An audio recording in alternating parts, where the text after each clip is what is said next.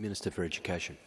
Thank you, sir, and I thank the member for Mount Gambier for bringing this motion to the Parliament, the constructive way the debate has been held, and I think that he, in his comments, had a lot of significant merit in the way that he brought this to the debate. I also acknowledge the member for Giles and the member for Wright, and while I don't necessarily agree with everything they said, I also identify that there are some specific things they said that speak to a truth of the challenges confronting the TAFE and the training sector in South Australia that have been confronting us for some time. And I think some of the insight that both of them brought to their comments have some merit. I disagree with some aspects.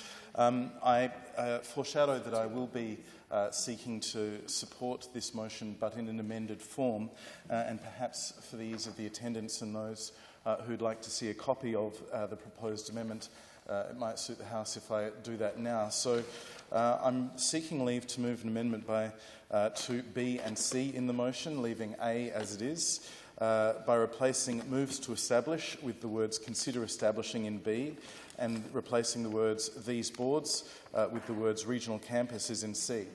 So that the motion would now read that this House, A, recognises the importance of TAFE as a major education provider in regional South Australia. B, consider establishing regional TAFE boards similar to the model used for regional health boards with financial and course autonomy. And C, ensures that regional campuses be accountable and responsive to their communities. In moving this amendment, I'm seeking to ensure that this House, which I think can stand united in reflecting the core desire of the member for Mount Gambier in bringing the amendment in a way that is not overly prescriptive on either the government or the TAFE organisation itself in a way that would potentially lead to unintended consequences. One of the comments made by the member for Wright in his conversation was to talk about the regional TAFE authority that operates in the southeast of, I think the southwest of Victoria. And indeed identify that the Victorian structure for TAFE is significantly different to our South Australian structure on a number of levels. There are actually a number of TAFE SA equivalents operating separately in Victoria because there is a scale that allows that to be the case. And I think that one of the things that I'm keen that such a reform of TAFE as is proposed by the member for Mount Gambier not lead to is a further release of silos in operation. The scale of TAFE SA as a statewide organisation can lend to flexibilities and the opportunities for courses to be offered that would not necessarily be able to be offered if a local TAFE authority was completely responsible for their own funding, autonomy of courses and so forth.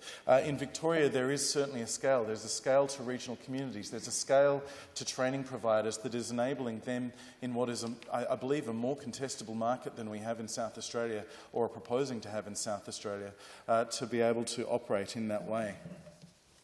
So the second part about the proposition where I think there is some difference, and it's the difference that the member for Mount Gambier, I would submit, has with the opposition, and the government would side with the member for Mount Gambier, is indeed the value of those regional TAFE campuses and indeed those city TAFE campuses being able to have some shared use with the non-government training providers. Because at its core, what we are seeking to deliver in our training system here in South Australia is a system that will see every student, every young person or an older worker seeking reskilling or upskilling to be able to further their career. Every one of those students given the opportunity to have quality training that will enhance their job prospects going forward. Giving them a new career or indeed being able to tap into advanced career pathways. The second group of people that I think we are all seeking to support are those businesses and industries, whether new or established, that are looking for a skilled workforce. Now, one of the key challenges here, and the member for Mount Gambier touched on this in raising his concerns about skills for all, is that the purpose of training is more than a holistic educational exercise to improve the mental and intellectual capacity of an individual, like primary or tertiary education might potentially be in some ways, but it is to help people find a job. We are seeking to enhance people's capacity to get a job. That means there must either be jobs for them or a very high likelihood that there be jobs for them. So TAFE, for example, is helping to support South Australia's future industry needs by radically upskilling enhancing the offering we have in areas like cybersecurity, where we've developed a new traineeship pathway, as an example, in IT, or in areas like shipbuilding, where we have developed new pathways into shipbuilding in conjunction with the Naval Shipbuilding College. These are areas where there will be jobs, and we're getting ready in advance. And TAFE SA, as our public training provider, has a wonderful opportunity to enhance that. Or, indeed, working with the industry skills councils as we do now to identify the job vacancies and the job opportunities where there are now, and making sure we're providing for those opportunities going forward. So, meeting the needs of students first, meeting the needs of business and industry second. The member for Wright, I think, characterised one of the intellectual or philosophical differences between the government and the opposition when he said that at every stage in people's lives there should be a public education offering for them. Now, instinctively, I'm okay with the broad concept, but frankly, when it comes to training, sometimes a publicly subsidised training outcome can be as useful as a public training outcome.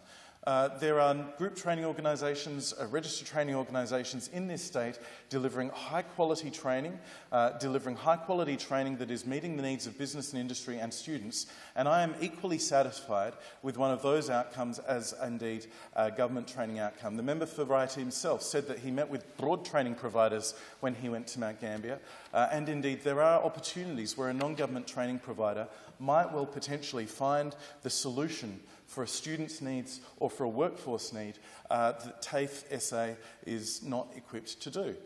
We see examples of these, particularly in the industry-led non-government organisations, whether it's PEER or whether it's the Housing Industry Association, the MTA, a range of these organisations that are delivering courses in exactly the way that employers want, because the employers are funding them to do so. And I wouldn't want at any point to cut out those organisations from having the opportunity to deliver for students and businesses. And then when we're talking about the country, the third particular area that we need to think about is the needs of that broader local country community.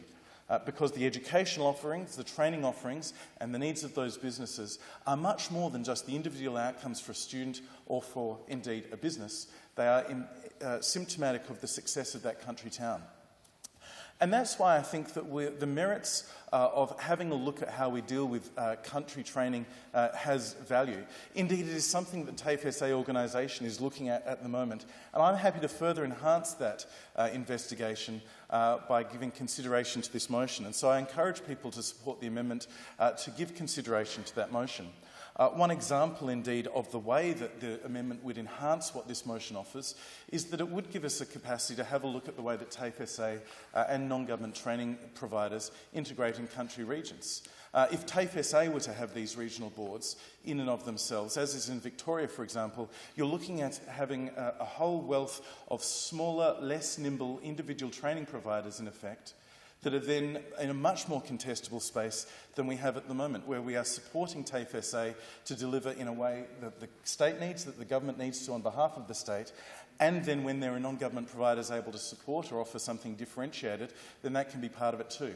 And it's at this point that I would say that it is really important that all of the challenges, whether it's in relation to things in Mount Gambier or Whyalla or other aspects of Country SA or TAFE SA across the city, you have to take into account the underlying conditions, whereby when people talk about the way that TAFE operated in 2010 or 2011, when it was not a corporatised organisation, before the Port Alessi reforms to TAFE SA, it was a different world. It was a world before that 2011 to 2014 period that saw 500 staff removed from TAFE SA.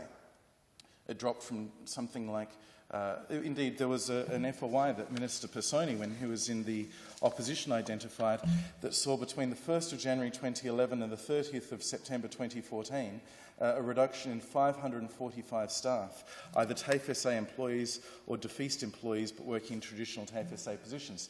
And indeed, further budget decisions made between 2015 and 2017 put what the TAFE SA board was argued, and which I would agree, indeed, unrealistic savings measures and fanciful revenue projections imposed on TAFE SA in an ongoing way as a result of those deliberate budget decisions between 2015 and 2017. Responding to that, over the first 3 budgets, we've put an extra $170 million into TAFE, and we're investigating how we can better support TAFE SA going forward. That means for the country as well, particularly for students, for businesses, industries and regional communities. I thank members for their contributions to this debate. I think they are constructive, and I urge all members to support the amendments and the amendment motion if it is amended.